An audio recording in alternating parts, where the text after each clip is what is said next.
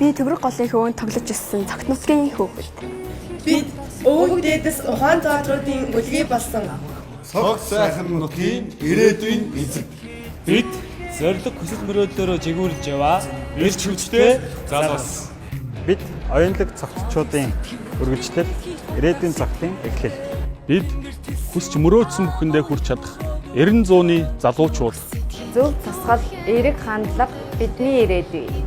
Бид цаг хугацаанаас өрсөж ирээдүйг бүтээх залуучууд. Залуусын хүчийг тэдний зүг чиглүүлцгээе.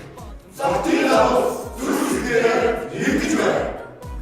2020 оны 9 сарын 26-нд болох цогцлын залуучуудын анхдугаар чуулган дээр уулзцгаая. Ирч хүчтэй залуунаас алдсан бүх